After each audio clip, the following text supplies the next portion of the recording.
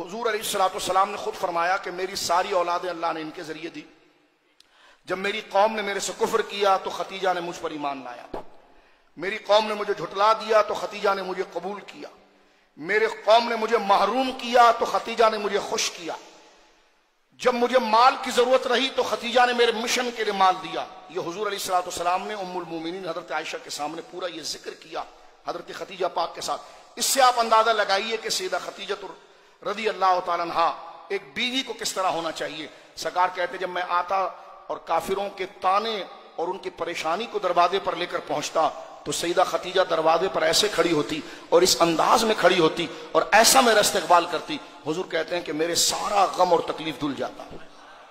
یہ بیوی کو کہا ہے کہ شوہر کا وہ استقبال کیسے کرے گی, اور یہ شوہر کو کہا ہے کہ بیوی کی اچھائی کی پذیرائی اور اس کو اپریشیٹ کیسا کرے گا. کہ حضرت نبی پاک فرماتے ہیں کہ اب حضور کو تسلی دینے والا تو اللہ ہے, لیکن حضرت ختیجہ کے اس اخلاق کو کتنا بڑا درجہ رسول اللہ دیتے ہیں. یہ شوہر کو چاہیے کہ اپنی بیوی کی اچھائی کو بڑھا کر بیان کرے.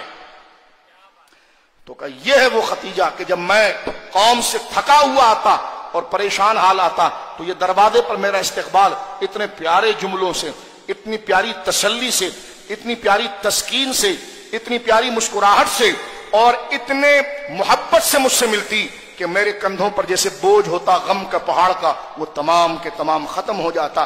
تو یہ بیوی کا عمل ہے اور یہ بڑھاوا دے کر اس کی ایک ایک عزت و شان. عورتیں جناب خدمت کرتے کرتے تھک جاتی ہیں. یہ کیسا عجیب شوہر ہے کہ دو جملے شکریہ کے اس کو نہیں کہہ سکتا, اس کی تعریف نہیں کر سکتا, اس کے بنا کھانے کی تعریف نہیں کر سکتا. یہ کیا درندگی اور خشکی ہے. باہر جا کر اپنے نکمے دوستوں کی گاڑیوں کی تعریف کر دے گا, لیکن جو اس کے گھر کے اندر اس کے نکمے دوستوں کی نہ جانے کن کن چیزوں کی تعریفیں کر دے گا, اور اس کے گھر کا قرار جس سے وابستہ ہے وہ اپنی عفت و پارسائی اور حیا سے اس کی امانت کی حفاظت کر رہی ہے. اس کے پاس یہ جملے نہیں ہیں. جانبین سے اگر شوہر رسول اللہ کا کردار لے لیں اور بہنیں ہماری وہ حضرت ختیجہ کا کردار لے لیں تو بڑے سے بڑا مسئلہ چٹکی بجا کر ختم ہوتا ہے. یہ روڈ پر مارچ کی آفت کی ضرورت نہیں ہے, ان کی بارگاہ میں حاضری کی ضرورت ہے.